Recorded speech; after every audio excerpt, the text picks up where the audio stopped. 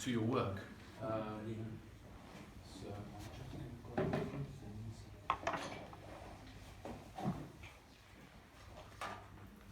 So I've brought some old tools, and feel free to get closer because you won't see much otherwise. So I bought this group of tools from a guy who was clearly a bit of a slob, I have to say. He's burnt all his handles, he's had to shove things back in, and he's not been looking after them. So this is what they were looking like. And the first thing... but do you think they might have been outside in a garage? No, these might have been in a shed or whatever, but that's not the result of being in the shed. No, that's the rusting. Yeah, but that's normal, that's fine. So the first thing you might want to do is just clean off the handle. So you can do this first or you can do it last. The most effective way is just with a bit of hot water. And this was before and this is after. And just using a wire brush like this, just brush it off. And you know, you're not changing the shape of the handle if you want to look after the shape of the handle. This is the easiest and nicest way to just gently clean it off. And because you're putting it in water, obviously you have to do it first because you're going to be working on the steel after. And I forgot to mention as well, it's always good to put a bit of linseed oil to feed the wood. That just protects it, feeds the wood, and it makes it waterproof. Sorry, Will, do you put that on before you wash it, or do No, you wash after. it and afterwards? Yes. Yeah. Okay. And then if you're dealing with a round handle, I haven't got any here, but you can use these. These are really great because it wraps around. And then you just twist and twist. Obviously not with the square one, but with the round one, you just twist and it just comes off really easily. And that already makes a big difference. The next stage is getting the rust off. So the cheapest and most thorough way of doing it is you get say a lunch box or a plastic box or something, and my postman leaves all the rubber bands in my corridor, so I pick those up and I make a grid to hold the tools standing up like that, and then you fill the box up to here with vinegar, white household vinegar, not touching the wood because it'll blacken the wood, and you leave it to rest overnight. You can do this in the evening, go to bed, check it next morning. You might want to leave it a bit longer. That depends on the quality of the steel you're dealing with. But it's cheap, and white vinegar is an acid, but it's not aggressive. You could use other stuff like oxalic acid, you could use electrolysis. There's loads of different methods. But really, white vinegar will just give you the time to check it and do things slowly, and so you don't, especially if you're trying it first. And by that time, you'll be getting something that looks like this or like this. So you'll still have some pitting. It'll really empty the holes, and you'll see the damage. Okay. So this one, you know, it'll come out like that. You just rinse it under some water, and then brush all the rust off, and basically you're now ready to start working on your iron. So if you want to do a really thorough job, and you want to get rid of all this, you can start with some kind of quite heavy files and basically start rasping away, and it's just a matter of how much work you want to put in. If you start using this heavy grade, you're jumping in the deep end. It's sort of the amount of work you're doing, but you know, that's fine. So, you know, you could start getting rid of all of this. Obviously this is just cosmetic, you know, this is really if you just want a really nice kit, and yeah, you just work it away, find the right grade. You need something quite nice. You don't want to go too far as to take away the stamps, obviously, because you want to keep that information, because that will give you the grade and all that kind of information. Yeah, so... Does it have to be stamped when it's hot? Is it?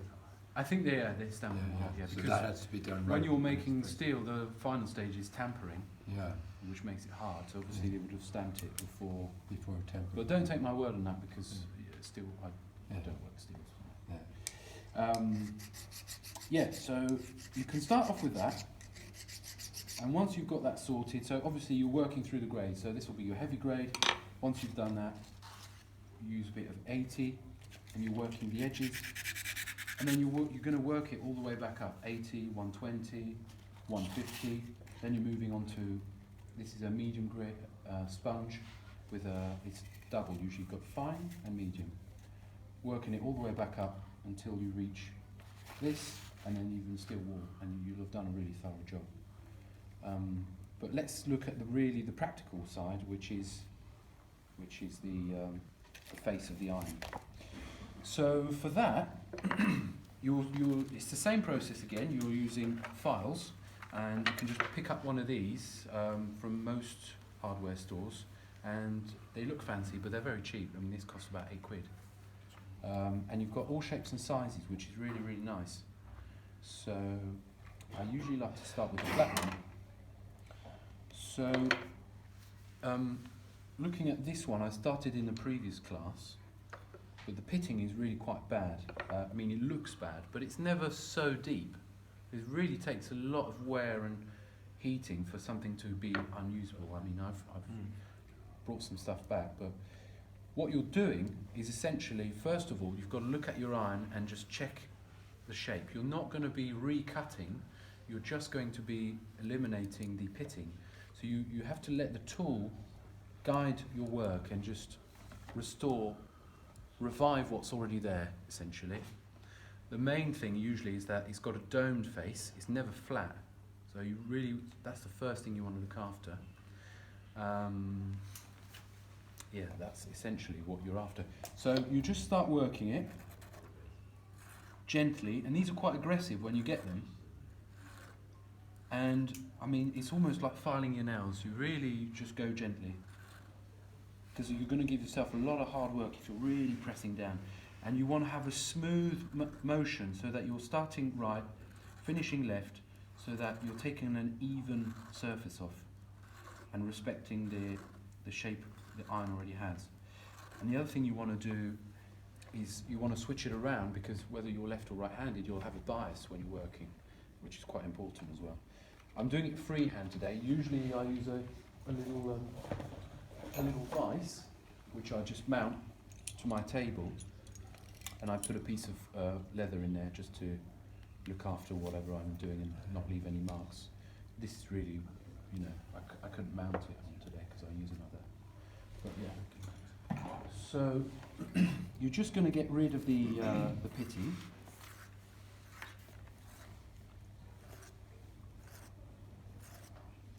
And you have to be careful as well, because sometimes these are sharpened on the edges as well. So you don't want to be leaning here or here, because you'll be working that away unknowingly and putting the iron out of shape.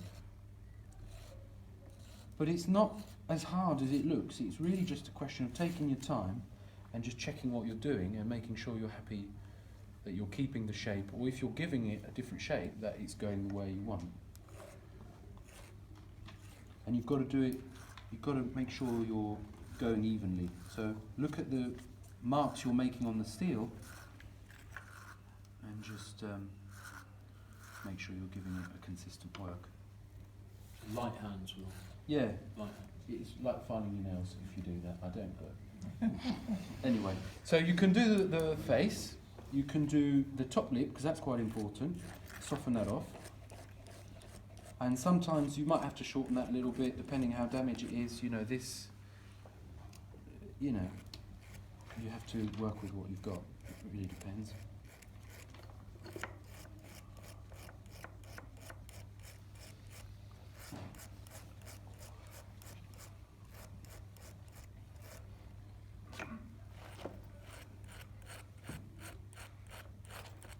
And we'll do that bottom one. Now another thing, this is a single lip. If you've got a double lip iron, or an iron with a wire, this one.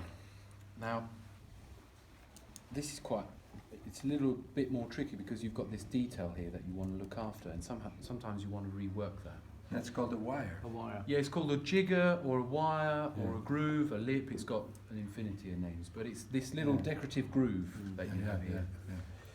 So, the most common mistake I see, we were discussing this with Andreas last night, is that people want to get a really sharp detail, so they give it a right angle, a really sharp, defined right angle, which is actually completely wrong, because that will just, it's too much, it's too pronounced.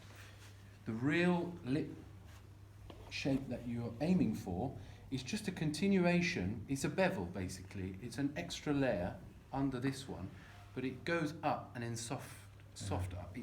It's not a sharp right angle, it's really just a slope. So the way you want to work that is with a square one, and this is a bit counterintuitive, but you don't want to start off with the square, you want to let the tool guide itself into the groove, and here you've got to be really gentle, because if you slip, you're going to be making a mark. So you have to let your finger guide your tool like this, and then you just start off and you just gently guide it in until it finds the groove, because it might have been, you know, a bit deformed, and you've got to take your time. Obviously you'll be looking at it a bit more like this because you'll have it in a vise.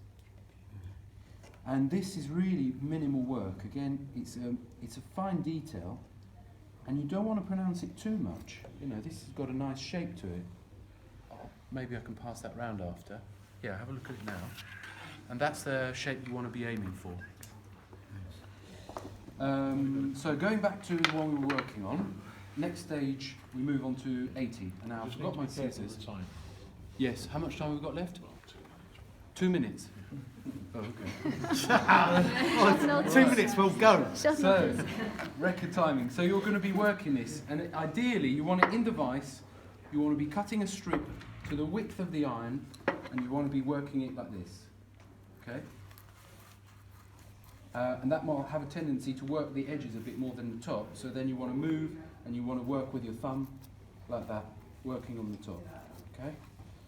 So you want to do this with 80 first, then you want to move to 120, doing exactly the same thing. And then in between these stages, you might want to reset the groove.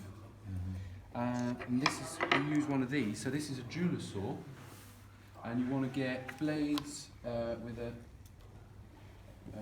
2-0 size, okay? Which is really the ideal. And you want, when you mount it, you put the teeth going forward.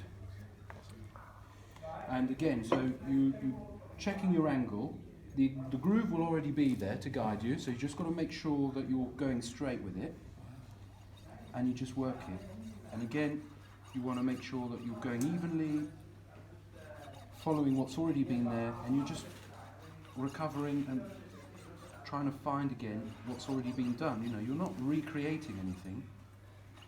You're just trying to. And how long do those saw blades last? It really depends. Some of them pack are rubbish, and some of them will last really long.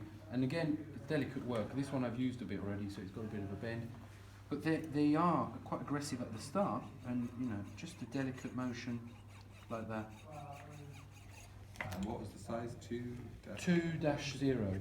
I've got a little shopping list there. You can take a photo. It's got it on. So you're going straight, and then in the finer grades, with the smaller irons, you can sometimes pitch it in a little bit, because obviously you've got less space, and that's fine. That's how they did it. So you're recovering your groove, and that creates that nice little tip on the top and bottom of the sole, of the sole edge. So we've done this at the intermediate stage, and then we keep going up and up. So now we move on to 150, and then we move on to sanding sponge again. These are really good. So the hard grit when you're taking off the rust, and then when you're refining your work, you're going to be just polishing it up. And this will start blending that groove, because it will leave a little sharp cut. So this will just blend it. Okay. You're just going over the whole of that with that. Yeah. No, at this stage. Yeah. No. You just it'll shape fine. to the thing, Okay. and it'll just soften everything off. And you do want that. So it's polishing it. Yeah, it's polishing it. I mean, you're not going to alter the shape with this. You're just softening off the burrs and getting rid of anything. And because you're going only sideways motion, you can't really work it that way. It just gives a extra glide, because all the grooves you're making, even though they're tiny, you can't see them, against the leather, it really gives it a direction. Okay, so you've got to this stage, and you keep moving up onto really fine. I don't know what grit this is, but very fine. And right now, it's more or less just cosmetic stuff, you know.